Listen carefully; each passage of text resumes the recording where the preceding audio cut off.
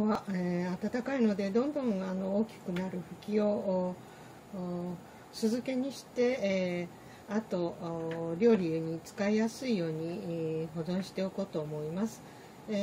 まずきれいに洗ったフキですけども、大きめの鍋にお湯を沸かしておりますので、それに入るほどの大きさに切ります。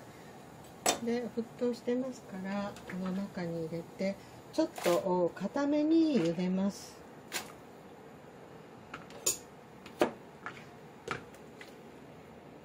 3分から5分ほど少し固めに茹でます。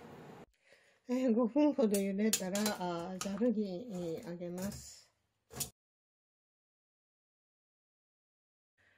ざるにあげたらさっと水で流して、おきます。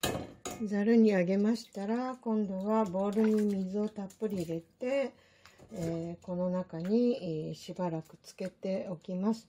これで、しばらくつけてアクを抜いておきます。しばらく、1時間ほどつけておきましたけども、そしたらこれを皮を剥いていきます。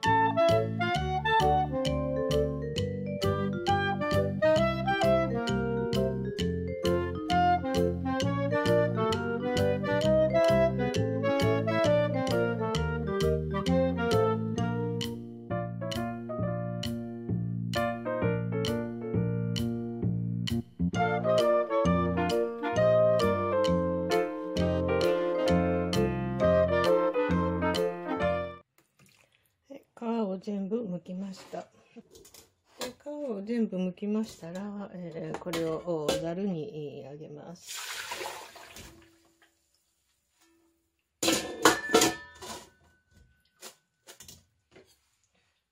ざるにあげたら今度はこれを水気を拭き取ります。水気をさっと拭き取って、容器に入る長さに切ります。切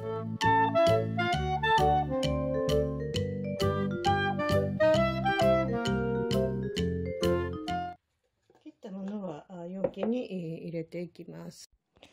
長く切ったものと端になったものと分けました。で、これに好みの酢を入れます。私はもういろんなものにおたふくのらっきょう酢を使ってるんですけど、それを今日は入れます。もう夕方には揚げて、そのまま鰹節やごまで食べれたりしますし、これを粗刻みにして、納豆とかに入れて食べても美味しいですし、それからサラダ、だから長いものは煮物とかにもちょっと最後に入れ込んだりして、いただいてます。